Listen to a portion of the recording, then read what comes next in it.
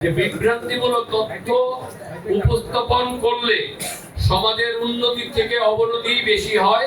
আপনারা আপনাদের লিখনের মাঝে আমার কোনো দুষ্কৃতি পেলেও আপনারা লিখবেন, যেন আমার দুষ্কৃতি আমি শুধরানোর সুযোগ পাই।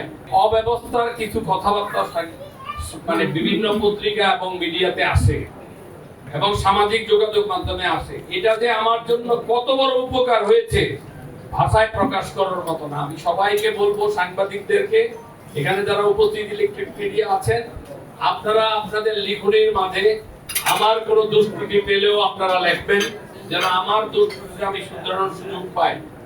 তবে একটি শ্রেণী যারা বিভ্রান্তমূলক তথ্য উপস্থাপন করে তাদের বিরুদ্ধে একটি আইন হয়েছে, আপনারা সবাই জানেন।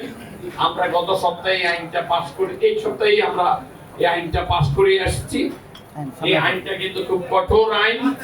আপনাদের কাছে অনুরোধ থাকবে, যারা বিভ্রান্তিমূলক তথ্য প্রচার করে তাদেরকে আপনাদের মাধ্যমেও, আপনাদের লেখনের মাধ্যমে তাদেরকে জানিয়ে দিবেন যে বিভ্রান্তিমূলক তথ্য উপস্থাপন করলে সমাজের উন্নতি থেকে অবনতি বেশি হয়।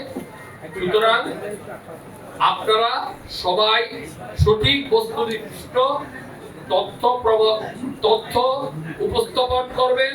এই 25 বছরের চাঁদপুর প্রবাহ যেভাবে বস্তুনিষ্ঠ সংবাদ প্রচার করেছে, আগামীতেও চাঁদপুর প্রবাহ এবং সকল সাংবাদিকবৃন্দ, ইলেকট্রিক মিডিয়া সহ প্রিন্ট মিডিয়া, ইলেকট্রিক মিডিয়া যারা আছেন উপস্থিত, সবাই একইভাবে বস্তুনিষ্ঠ সংবাদ উপস্থাপন করবেন।